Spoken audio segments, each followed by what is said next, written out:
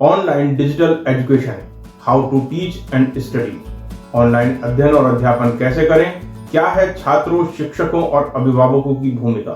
कोविड-19 corona virus से फैली महामारी ने पूरे विश्व को कुछ ऐसे प्रभावित किया है कि जिंदगी थम सी गई है। सब कुछ रुक सा गया है। लोगों का बिजनेस, काम, कारोबार सब मंदा हो रहा है। कितने लोगों की नौकरी छूट गई है और न जाने कितने ही लोग बेरोजगार हो गए हैं। ऐसे में आज जब सब कुछ इस महामारी की चपेट में आ गया है तो हमारी शिक्षा व्यवस्था भी इससे अलग नहीं है। इस पर भी इसका बहुत अधिक प्रभाव पड़ा है।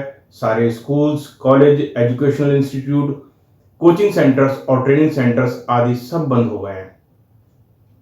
छात्र छात्राएं, टीचर्स, पढ़ने वाले, पढ़ाने वाले, समझाने वाले सब इस समय खाली हो गए हैं।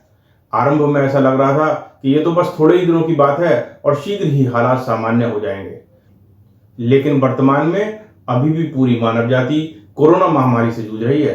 हालांकि लंबे समय तक सब कुछ बंद रहने के बाद कार्यालय, व्यावसायिक प्रतिष्ठान, बाजार आदि खुल गए हैं। आर्थिक दृष्टि से लॉकडाउन को तो पूर्णतः हटा दिया गया है और सरकार के द्वारा परिस्थितियों के संग सामंजस्य बैठाकर बहुत हद तक अपनी पुरानी स्थिति में वापस आने की पुरजोर कोशिश की जा रही है। इसी क्रम में विद्यालयों को खोलने की बात भी चल रही है और हो सकता है कि बहुत शीघ्र ही कक्षा 9 से ऊपर के छात्रों के लिए विद्यालय खोल भी दिए जाएं। लेकिन छोटे बच्चों का अभी स्कूल जाना थोड़ा मुश्किल जान पड़ता है। ऐसे छोटे बच्चों के स्वास्थ्य को लेकर कोई समझौता नहीं किया गया है। फिलहाल उनका स्कूल जाना अभी संभव नहीं हो पाएगा। ऐसे में छात्रों की परंपरागत विद्यालयी शिक्षा में जो नुकसान हुआ है या हो रहा है उसकी पूरी भरपाई करना बहुत मुश्किल है, किंतु ऑनलाइन एजुकेशन का विकल्प बहुत हद तक इसकी क्षतिपूर्ति कर सकता है। भारतीय शिक्षा प्रणाली में एक नया परीक्षण चल रहा है। छोटे व बड़े शहरों की शिक्षा प्रणाली भी आधुनिकृत हो रही है, जिससे डिजिटलाइजेशन के लिए रास्ता बन गया है। विगत 2-3 महीने से इसे प्रयोग में लाया जा रहा है और परिणाम सकारात्मक रहे हैं।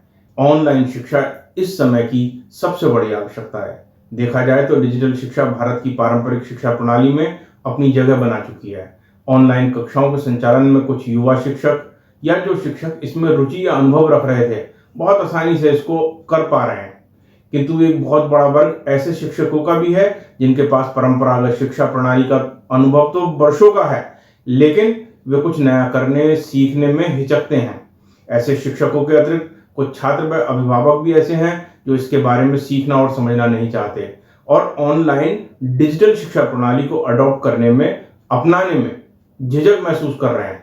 संभवतः इसका एक कारण ऑनलाइन शिक्षा के प्रति पर्याप्त जानकारी का ना होना भी हो सकता है। तो दोस्तों, आज हम बहुत ही सरल ढंग से और बड़े ही आसानी तरीके से सीखेंगे कि ऑनलाइन शिक्षा कैसे दी जा सकती है, कैसे इसे ग्रहण किया जा सकता है और कैसे इसमें अभिभावक अपनी महत्वपूर्ण भूमिका निभा सकते हैं। तो दोस्तों, शुरू करते हैं आज की ये video. Online digital education, how to teach and study. Online अध्ययन और अध्यापन कैसे करें, क्या है छात्रों, शिक्षकों और अभिभावकों की भूमिका।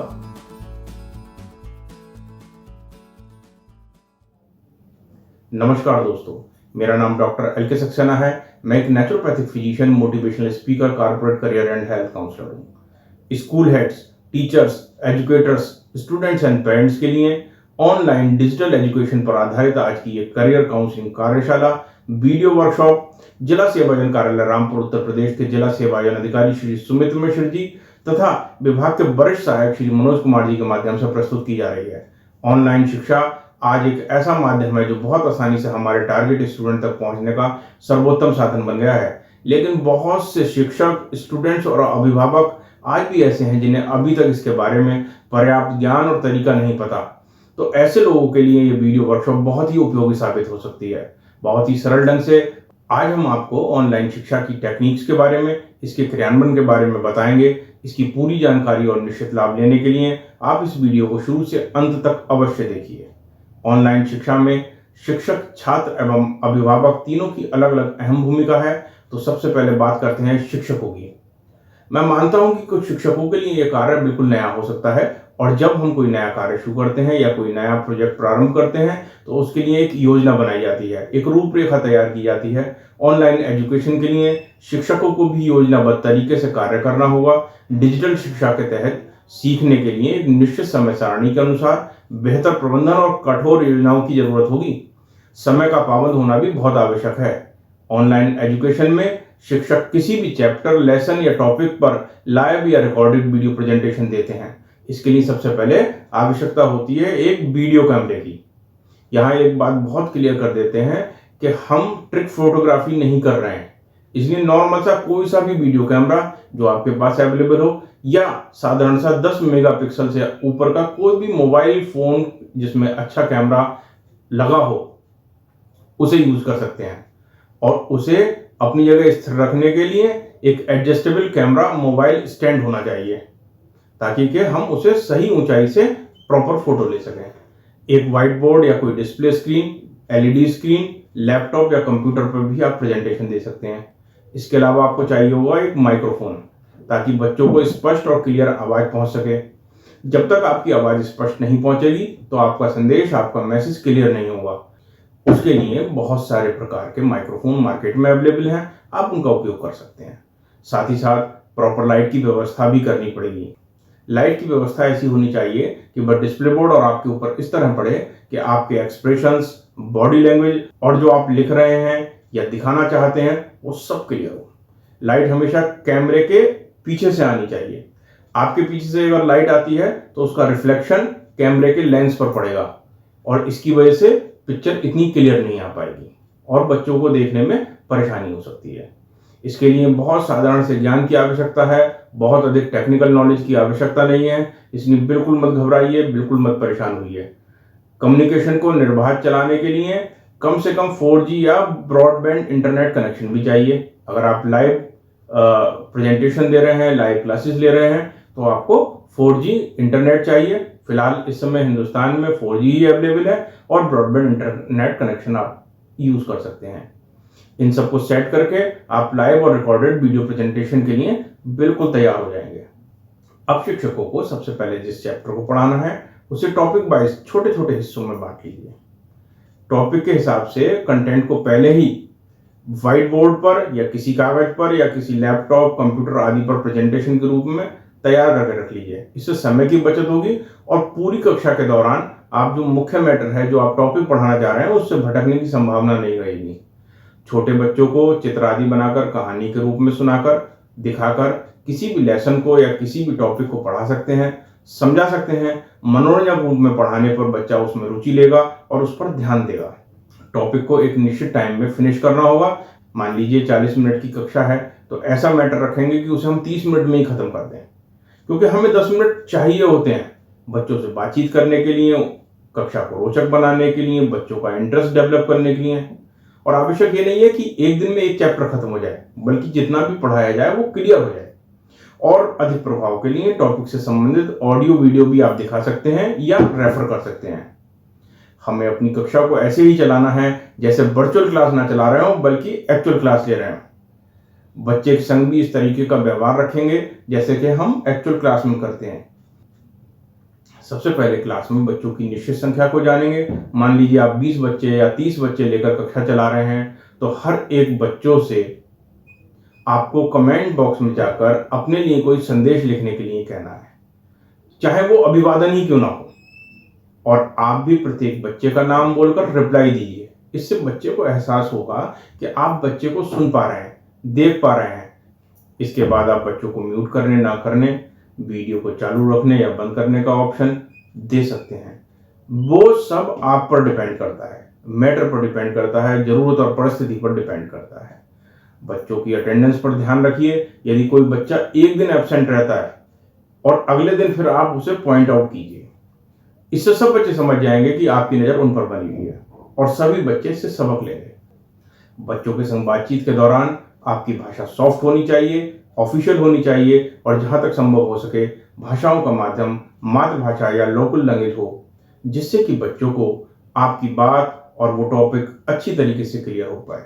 खासतौर पर कक्षा 8 तक के छोटे विद्यार्थियों के लिए नई राष्ट्रीय शिक्षा नीति 2020 भी इसी बात का समर्थन करती है।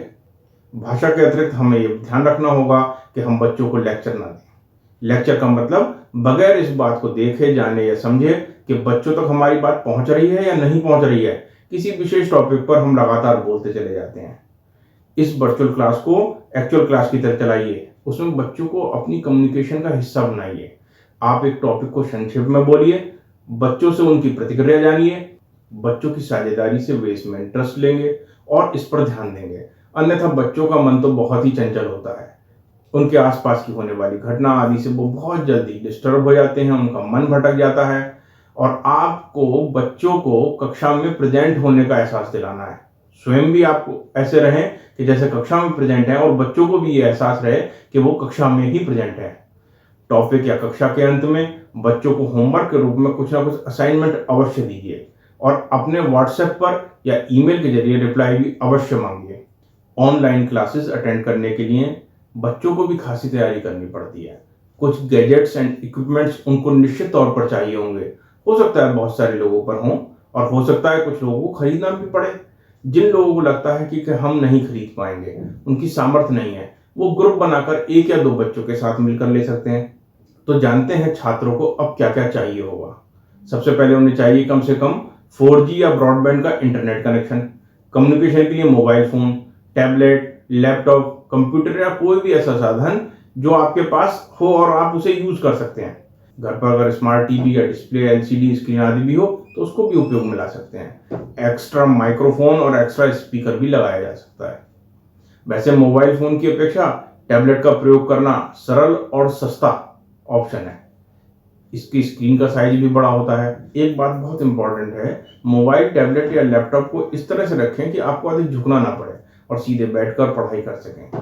इसके लिए एडजस्टेबल स्टैंड भी यूज कर सकते हैं।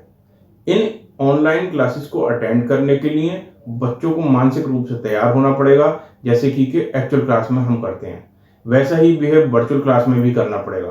कक्षा के टाइम से पूर्व तैयार होकर, नहा धोकर, फ्रेश माइंड से नोटबुक, पेंसिल आदि लेकर मोबाइल की स्क्रीन के सामने बैठ जाइए।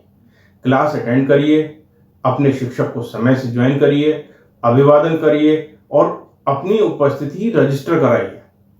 ऑनलाइन क्लासेस में मैंने कई बार देखा है बच्चों को सोते हुए, आंख मलते हुए, रात के नाइट सूट में, और यहाँ तक कि कई बार बच्चे बनियान में बैठे हुए होते हैं, ऊँग रहे होते हैं और शिक्षा की खाना पूर्ति कर रहे होते हैं।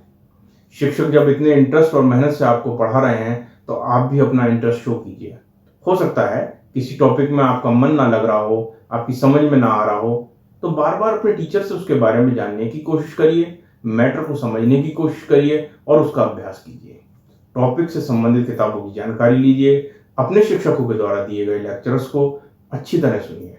शिक्षकों के द्वारा दिए गए गृह कार्य और असाइनमेंट को समय से पूरा करके उन तक पहुंचाइए। कक्षा के अंदर अनुशासन को बनाए रखिए। कक्षा के दौरान किसी भी इस प्रकार की एक्टिविटी ना करें जिससे कक्षा का अनुशासन, व्यवस्था और कार्यप्रणाली भंग होती है या डिस्टर्ब होती है। यह बात बिल्कुल ठीक है, आप उस समय कक्षा में लोगों को दिखाई नहीं दे रहे हैं, लेकिन आपकी कार्यविधि वो लोगों तक पहुंच रही है। इस बात पर विशेष ध्यान रखिए। अपने शिक्षकों के द्वारा दिए गए निर्देशों का पालन कीजिए और जैसा कि मैंने आपको बताया है, स्मार्ट क्लासेस में पढ़ाई जाने वाली मूल्यवान शिक्षा आपको घर बैठे उपलब्ध हो रही है। आपको मिली इस अपॉर्चुनिटी का लाभ उठाइए। ऑनलाइन शिक्षा का तीसरा घटक है हमारे अभिभावक। यहाँ अभिभावक से मेरा अभिप्राय सिर्फ माँ बाप नहीं है। अभिभावक कोई भी हो सकता है, बड़ा भाई, बड़ी बहन या कोई और रिश्तेदार भी। कई बार हमारे माता पिता को भी लगता है कि इस ऑनलाइन शिक्षा में उनका कहीं पर कोई रोल ही नहीं है। आपकी जानकारी के लिए बता दूं कि ऑनलाइन शिक्षा में अभिभावक प्रतिनिधि होते हैं अपने उन सभी शिक्षकों के जो ऑनलाइन शिक्षा दे रहे हैं, क्योंकि ऑनलाइन शिक्षा में अनुशासन को बनाए रखना, व्यवस्था को बनाए रखना आप ही की जिम्मेदारी है। हो सकता है हम में से कई माँ बाप सोचते हों जो टेक्नोलॉजी या जो तरीका है, जो सिस्टम हम उपयोग कर रहे हैं, उनसे वो सब अनभिज्ञ है, उसकी कोई जानकारी नहीं। फिर कैसे आप उन चीज़ों के बारे में जानें, मैडम क्या बोल रही हैं, सर क्या बोल रहे हैं, टीचर्स क्या चाह रही हैं, हमारी समझ में कुछ नहीं आता। और वैसे भी हम अपने कामों में बिजी हैं। हो सकता है कि आपको लगता हो कि बच्चों को शिक्षा देना टीचर्स का ही काम है। मैं आपको बताना चाहता हूं कि अगर माँ बाप, पेरेंट्स बच्चों पर घर पर ध्यान नहीं देंगे, वो उनको समय नहीं देंगे, तो मात्र शिक्षकों के माध्यम से इस प्रकार की पढ़ाई का उद्देश्य और शिक्षकों की मेहनत दोनों ही बेकार हो सकती है। समय से तैयार होकर बच्चा अपनी कक्षा ज्वाइन करे, ये व्यवस्था आप ही को देखनी है। बाल मन बहुत चंचल होता है, वो बहुत जल्दी डिस्टर्ब हो जाते हैं। किसी प्रकार की आवाज़ें, शोर शराबा, चीखना चिल्लाना उनके पास ना हो और इस दौरान टीवी आदि भी ना चलाएं। शांति के वातावरण का ध्यान रखना होगा। खाने पीने से संबंधित कोई भी व्यवस्था उस समय नहीं करनी है। खाना या तो पढ़ने से पहले या पढ़ने के बाद। कक्षा के समय अनुशासन बनाने के लिए ये बहुत जरूरी है। खास तौर से कक्षा 8 तक के विद्यार्थियों के लिए आपकी गरिमामय उपस्थिति ही अनुशासन बनाए रखने के लिए काफी होगी। आप समय समय पर बच्चों से ऑनलाइन सेशन के बारे में सवाल जवाब कर सकते हैं। शिक्षकों से भी कम्युनिकेशन करिए, उनसे भी बच्चों की परफॉर्मेंस, समस्याओं पर डिस्कस कर सकते हैं, फीडबैक ले सकते हैं। रोज के कार्य संबंधी, विषय संबंधी वार्ता भी शिक्षकों व बच्चों से करते रहिए। अगर संभव हो तो छोटी कक्षाओं के बच्चों के संग उनके माँ बाप, बड़े भाई या बड़ी बहन आदि उनमें से कोई भी बैठे और वो उनको अच्छा गाइड कर पाएंगे। हमारे बच्चों को जिस प्रकार से एक्चुअल क्लासेस में कॉपी पेंसिल की आवश्यकता होती है, किताबों की आवश्यकता होती है, उसी प्रकार से वर्चुअल एजुकेशन में उससे संबंधित गैजेट्स की भी आवश्यकता होती है। कई माँ बाप को लगता है कि फालतू में हम इस प्रकार का खर्चा कर रहे हैं, इसका कोई उद्देश्य नहीं है, लेकिन मैं आपको बता दूं कि आपको इन गैजेट्स की व्यवस्था करनी ही पड़ेगी। अपने मन से इस तथ्य को स्वीकार करिए, इनकी आवश्यकताओं की महत्ता को समझिए और अपने बच्चों के बेहतर भविष्य के लिए इन संसाधनों को जुटाना अपनी जिम्मेदारी मानते हुए ये गैजेट्स बच्चों को उपलब्ध कराएं। आपदा के समय में आपको यह अवसर मिला है केवल उच्च वर्ग की समझी जाने वाली मूल्यवान स्मार्ट शिक्षा आज आपके बच्चों में कंपल्सरी तौर पर नेसेसरी रूप में लगभग निःशुल्क मिल रही है। इस अवसर का लाभ उठाते हुए ऑनलाइन शिक्षा को अडॉप्ट कीजिए। मैं एक और बात जानता हूं कि ऑनलाइन शिक्षा एक ऐसा ब्रह्मास्त्र साबित होने जा रहा है जो एजुकेशन फील्ड में एक क्रांति ले आएगा। हमारा आगामी एपिसोड ऑनलाइन एजुकेशन से संबंधित कौन कौन से प्रचलित सॉफ्टवेयर्स और मोबाइल एप्लीकेशंस हैं तथा उनके प्रयोग के तरीकों पर आधारित है। हाल ही में केंद्रीय मानव संसाधन विकास मंत्रालय ने डिजिटल एजुकेशन पर गाइडलाइन प्रज्ञाता जारी की है, जिसमें बच्चों के लिए रिकमेंडेड स्क्रीन टाइम, मानसिक व शारीरिक तनाव से निपटने के लिए सुझाव दिए गए हैं। इस गाइडलाइन का लिंक इस वीडियो के डिस्क्रिप्शन में भी दे दिया है। इस पर भी विस्तार से जानकारी प्राप्त करने के लिए और इसी प्रकार की अन्य वीडियोस को देखने के लिए आज ही हमारे चैनल आदित्य लैब सॉल्यूशंस को सब्सक्राइब करें। ऊपर लाइन में लगे आई बटन को प्रेस करके भी आप इन वीडियोस को देख सकते हैं। आज की वीडियो कार्यशाला में हो सकता है कुछ ऐसे आवश्यक पॉइंट्स हों जो मैं मिस कर गया हूं। आपके विचार में अगर कोई विशेष या महत्वपूर्ण बात आती है जो इस विषय के लिए अत्यंत आवश्यक हो तो कमेंट बॉक्स में जाकर अपनी राय, अपनी जानकारी या अपनी विशेष टिप्पणी अवश्य करें। वीडियो पसंद आई हो तो लाइक करें और जैसा कि मैं हमेशा कहता हूं कि अगर आपको लगे कि हमारा ये वीडियो वास्तव में किसी भी प्रकार से कभी भी किसी के काम आ सकता है तो देश हित में, राष्ट्र प्रेम में, स्वहित से ऊपर उठकर परहित में अपनी सभी सोशल साइट्स पर इन वीडियोस को शेयर करिए। बेल आइकन को दबाना ना भूलें जिससे कि इस प्रकार की बेहतरीन वीडियो सबसे पहले आप तक पहुंचती रहें। अपने कैरियर, व्यवसाय या नौकरी से संबंधित सवालों के लिए हमारी ईमेल आईडी पर भी संपर्क कर सकते हैं। बहुत बहुत धन्यवाद। जय हिंद।